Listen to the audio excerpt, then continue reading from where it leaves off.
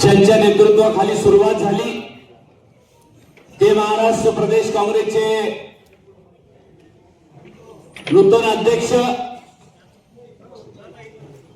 आदरणीय हर्षवर्धन प्रदेश अध्यक्ष महोदयांनी या कार्यक्रमाची सुरुवात केली आणि आज आपण समारोपाकडे जातोय। या कार्यक्रमाला उपस्थित असलेले सर्व मान्यवर, आज सकाळपासून काल सकाळपासून ते आज आतापर्यंत ज्या पद्धतीने सद्भावना यात्रा या ठिकाणी सुरू आहे, त्या सद्भावना यात्रेबद्दल खरं तर जी लोकांची गरज अशी सामान्य माणसाला वाटायला लागली होती, ज्या बीड जिल्ह्यामध्ये ज्या पद्धतीने काम चाललं त्याच्यावर हे कुठेतरी थांबलं पाहिजे असा अंतरात्मा बीड जिल्ह्याचाच नाही तर उभ्या महाराष्ट्र राज्याचा बोलायला लागला मनातल्या मनात। अशा वेळेला कोणीतरी त्याचं तोंड फोडलं पाहिजे असं म्हणतात, कोणीतरी त्याच्यावर चर्चा करायला सुरुवात केली पाहिजे असं म्हणतात। ती सुरुवात सन्माननीय प्रदेशाध्यक्षांनी केली। मी दादा आपल्याला सलाम करतो की काळाची पावलं ओळखून आपण ज्या पद्धतीने या कामाची सुरुवात केली, आणि एवढीच नाही तर परवा मुंबईमध्ये मीटिंग केली असताना ही सद्भावना यात्रा मी फक्त बीड मध्ये केली आणि काम संपलं नाही, तर आता या कामाची सुरुवात झाली अशा पद्धतीची भूमिका प्रदेशाध्यक्षांनी मांडल्यानंतर आता प्रत्येक जिल्ह्यातला सामान्य कार्यकर्ता दादा आता त्याचा विचार बदलायला लागला आणि असं वाटायला लागलं की आमच्यातला कोणीतरी प्रदेशाध्यक्ष झालाय, आता मला पण न्याय मिळणार आहे आणि मी पण लोकांची कामं करू शकणार आहे। अशा पद्धतीची भूमिका आता हळूहळू सगळ्या सामान्य कार्यकर्त्यामध्ये निर्माण झाली। राहुल सोनवणे सारखा एक कार्यकर्ता जिल्ह्याचा अध्यक्ष, त्यांनी गेल्या 8-10 दिवसापासून सातत्याने आपली मेहनत करून राजाभाऊ राख आणि त्यांचे सवंगडी सोबत घेऊन या यात्रेला काय होईल कसं होईल, बीडला यात्रा कसं काय होईल करतील का हो? पण ताईने त्या दिवशी मुंबईत सांगितलं तुम्ही काळजी करू नका, बीड मध्ये सुद्धा आम्ही कार्यक्रम करू शकतो।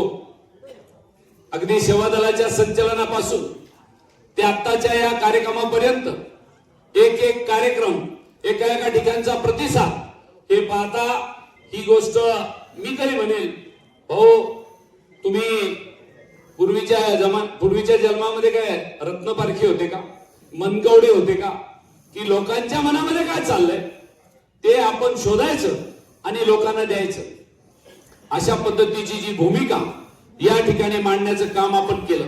तुम्ही बघा ताई मणिपूर एकीकडे जळत होतं पण तिथे आमचे पंतप्रधान भेटायला गेले नाही।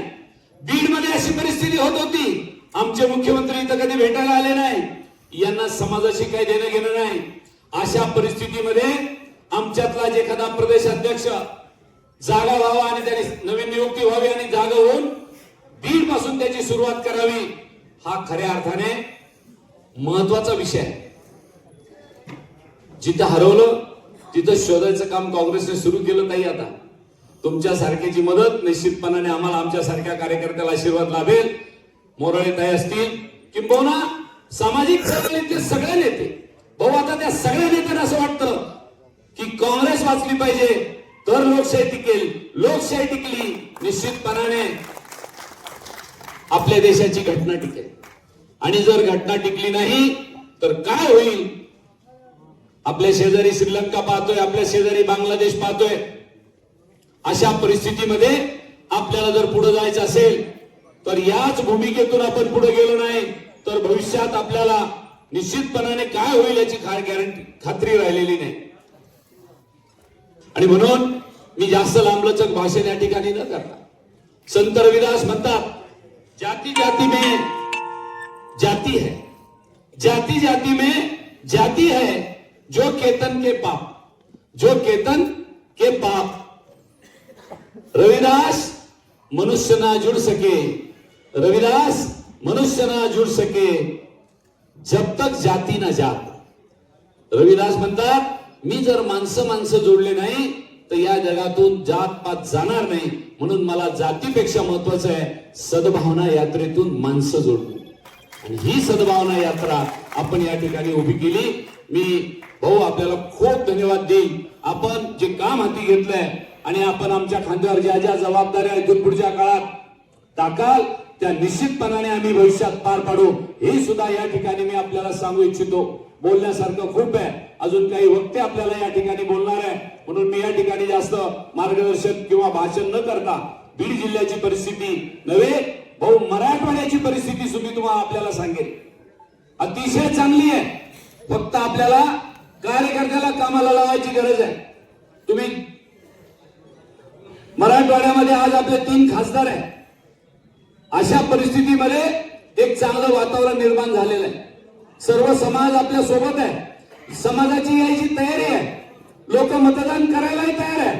परंतु काही अपप्रवृत्तीने काल जी लोकसभेची निवडणूक झाल्यानंतर ज्या परिस्थितीमध्ये बदल केला, जे घोटाळे मतदार यादीत केले, त्याच्यामुळे जे विधानसभेचे निकाल लागले, त्याच्यामुळे मी असं म्हणेल कार्यकर्त्यांनी ना आपला आत्मविश्वास ढळू द्यायची गरज नाही। निश्चितपणाने आपला आत्मविश्वास आता हळूहळू वाढायला लागलाच पाहिजे, अशी परिस्थिती आजच्या या सद्भावना यात्रेनंतर आपल्याला मनामध्ये निर्माण झालेली आहे। मी फार या ठिकाणी न बोलता परत एकदा आपल्या सर्वांच्या वतीने मी भाऊंचं अभिनंदन करेल, आपल्याला धन्यवाद देईल की आपण एक चांगला उपक्रम या निमित्ताने आमच्या मराठवाड्यातल्या सगळ्या कार्यकर्त्यांना दिला। इथून पुढच्या काळातही मराठवाड्यातला एक कार्यकर्ता पेटून उठेल आणि आपल्या प्रदेश काँग्रेस कमिटीला मराठवाड्यातून निश्चितपणाने पाठबळ मिळेल, एवढंच सांगतो आणि थांबतो। धन्यवाद। जय हिंद, जय महाराष्ट्र।